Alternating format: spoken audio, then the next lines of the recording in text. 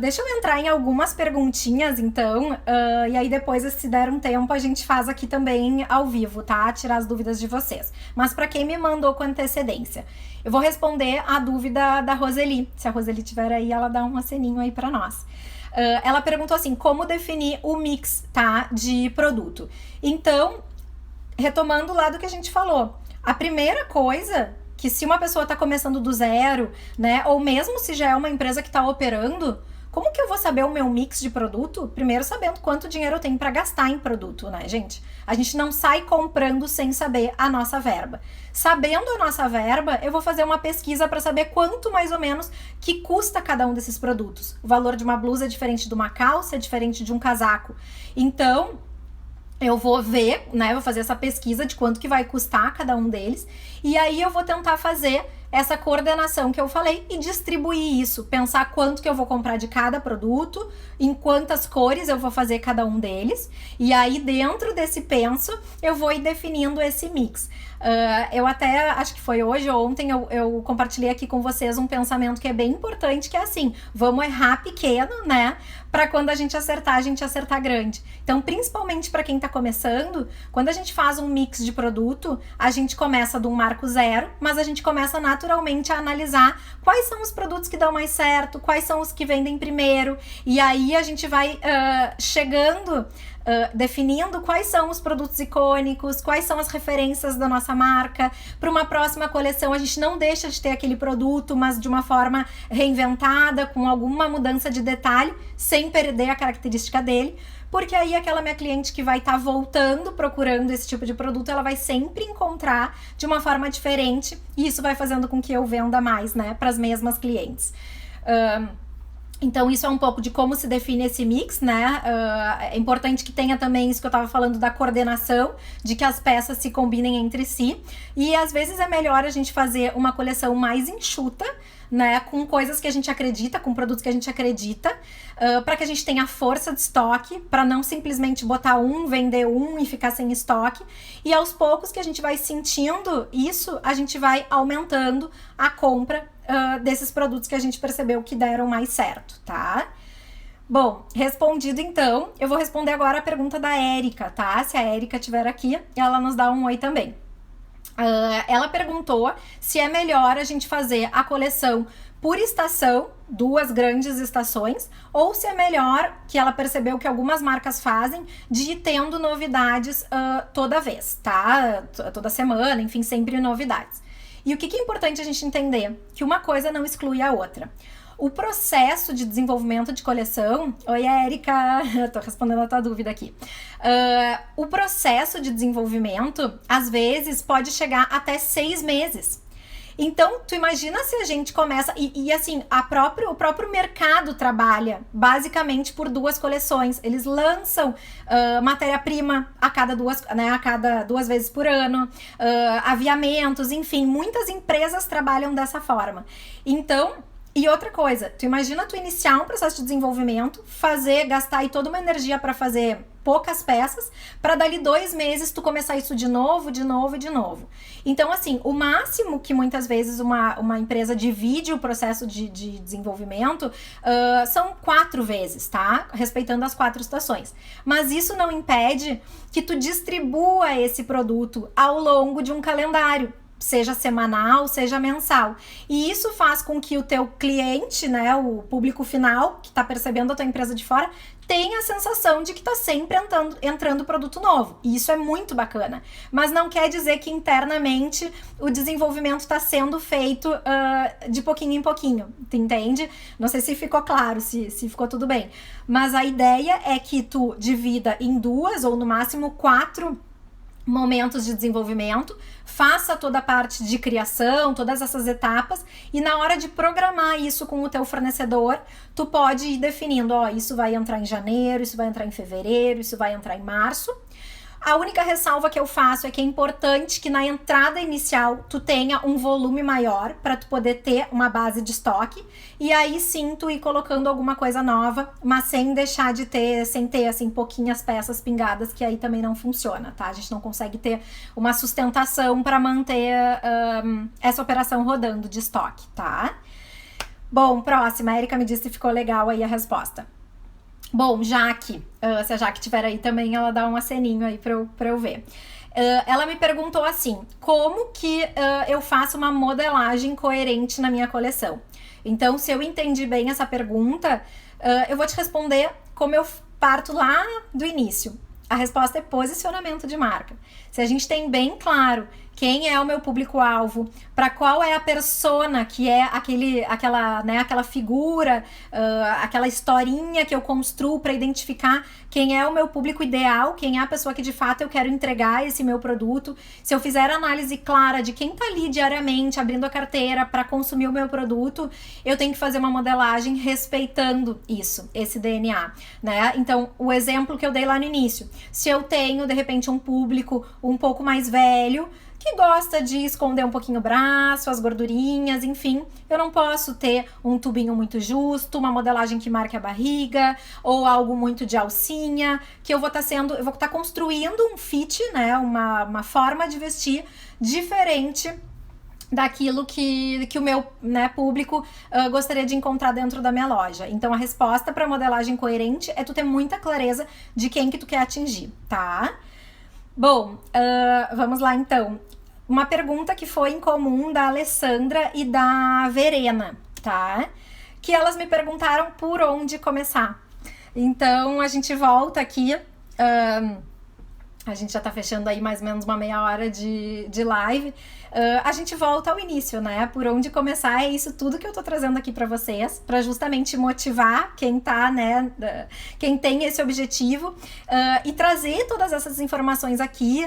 Não é de forma alguma pra, às vezes, desestimular, ou isso pode gerar uma ansiedade, né? Tanta coisa, mas a gente tem que ser muito realista de que o trabalho com moda, ele é muito motivador, ele é, assim, digamos assim, uma cachaçinha pra quem, né, gosta, é viciante, né, o trabalho, mas ele é muito árduo, né, ele tem muita demanda, e por isso eu digo que quanto mais, oi Verena, quanto mais estruturação e planejamento a gente tiver, menos a gente faz esse processo todo atropelado, né? Então, não tem milagre, né? Eu vejo muita gente aqui na internet, assim, com soluções milagrosas, do tipo, eu vou te contar os 3 segredos para ter mais resultado, enfim, né? Vou te ajudar a faturar X vezes mais.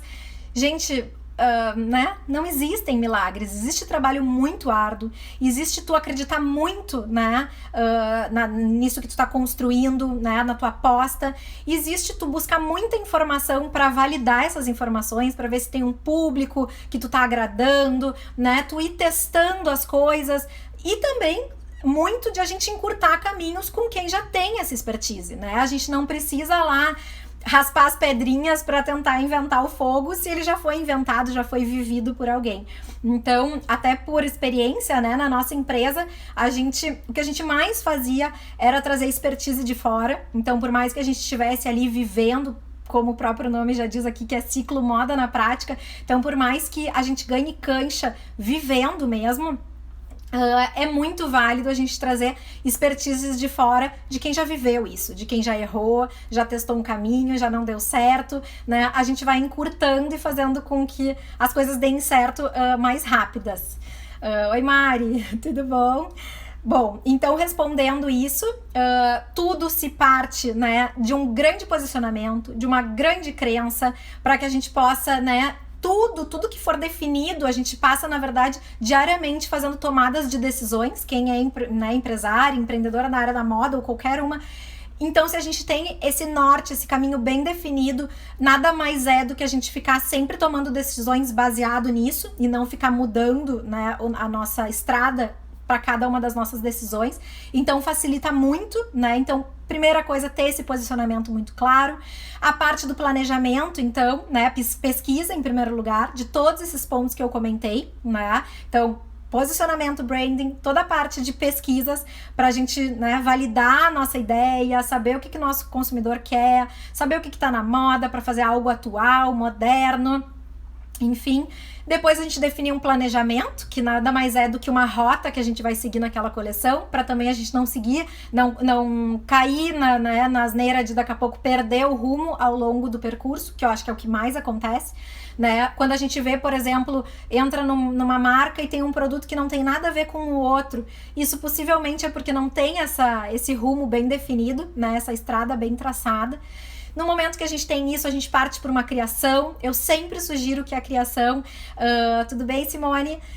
Que a criação seja feita de uma forma também muito livre, porque no momento acho que tem toda uma questão de inspiração, né, enfim, de insights mesmos, então a gente não pode perder. Eu falo muito em técnica, eu falo muito em processo, mas a gente nunca pode perder a alma da inovação, né, e às vezes isso acontece fazendo brain mesmo, e criando muito mais produtos, até para entender por que esse sim e por que esse não. A gente não cria, às vezes, direto o melhor produto, né? O exemplo tá aqui, quantas vezes eu, né, proponho aqui para vocês 3 modelos e vocês vão todas as vezes no mesmo, então isso mostra, né, que existem produtos com mais aceitação do que outros, né, e é isso que a gente tem que tentar prever antes de desenvolver a nossa coleção. Então a gente desenvolve muito a mais, né? A gente depois passa por esse filtro de escolha de produtos, identificar quais que tem mais a ver com o nosso DNA. Sempre que a gente puder fazer uma validação com alguma opinião externa é muito importante, porque, né, é difícil a gente se olhar no espelho e daqui a pouco fazer críticas e tal, então alguém de fora que conhece a nossa marca, ou às vezes mesmo um cliente final que possa nos dar opinião mesmo, sincera, se compraria aquele produto ou não, né? Deixa eu ver uma perguntinha aqui. Mesmo que eu esteja iniciando, tem que ter um estoque? Sempre tem que ter, mesmo que ele seja mínimo, tá? Tô respondendo aqui a perguntinha da Érica. O que acontece, Érica? Se tu, por exemplo, compra um produtinho de cada, tu não vai conseguir nem ter uma métrica do porquê que esse produto vendeu mais que esse. Daqui a pouco tu vai vender ele e aí ele já acabou e daí tu não tem potencial de vender mais. Então, mesmo que seja pouquinho, a proporção recomendada é no mínimo 2:1, tá? E aí, como eu disse, vai testando, vai vendo o que saiu primeiro e o que não saiu, e aí depois tu vai potencializando em cima, né, desse resultado. Gurias, isso me fez lembrar uma coisa que eu vivi hoje mesmo. Eu visitei um cliente, e aí eu visitei a loja para poder entender um pouquinho do mix, e aí era uma marca masculina até, e aí a pessoa me falou que um item era o item que ela mais vendia. Assim, aquilo ali era o carro-chefe, qualquer estação, enfim, ela sempre colocava daquele produto e aquele produto vendia bastante. Só que só tinha um modelo daquele. E tinham depois outros modelos que não eram tão vendáveis quanto aquele. O que acontece que a gente tem que entender? Se eu tivesse daquele mesmo produto, pelo menos 3 opções, do mesmo estilo, a mesma proposta, com certeza isso faria com que o mesmo cliente comprasse, né, os 3 modelos diferentes e não só aquilo. Então é algo que ela não estaria arriscando, porque ela acredita e ela sabe que aquilo ali, né, tem um resultado positivo. Então ela não estaria arriscando de fazer outros modelinhos, né, outras variedades, ela estaria só potencializando aquilo que ela já sabe que dá certo. Então são essa sensibilidade que a gente vai criando sobre o nosso próprio negócio, tá? Bom, voltando então, eu tava falando da parte de criar livremente, de poder fazer essas escolhas, legal, Érica, de poder fazer essas escolhas, né, bem feitas, então ter sempre uma validação externa é bem importante, mas gente, assim, não esqueçam, essa validação externa, essa opinião que é dada, seja nossa, né, ou de alguém que tá ali com a gente, nunca pode ser baseado em opinião própria, né, por isso que eu também gosto, às vezes, de fazer isso sempre com algum cliente, enfim, ou mesmo no Instagram, para quem tem perfil online, hoje os stories servem para isso, né, para pegar opinião, fazer enquete, então é muito legal que as marcas que trabalham também online façam essas enquetes com os seus públicos, né? E feito isso, então, a gente vai para as escolhas de tecido, de matéria-prima, para depois a gente poder fazer a ficha técnica e entregar isso para uma pessoa responsável, né? Fazer as provas, sempre com muita responsabilidade na exaustão. Isso também, assim, percebo, porque, né, entro bastante em lojas, conheço bem o produto. por mais que a gente se dedique, por mais que a gente faça um trabalho incrível, o que muda é a decisão do consumidor na hora que ele tá com o produto na mão, no caso, né, de loja física, ou mesmo quando ele compra o produto e recebe ele em casa, no caso das marcas online. Mas o que muda tudo é a percepção dele em relação ao produto final. Então, às vezes, a gente pode ter feito todo esse processo perfeito, mas aí a gente chega no resultado final e a produção não tá tão boa, tem fiozinho puxado, tem costura repassada, tem botão mal pregado.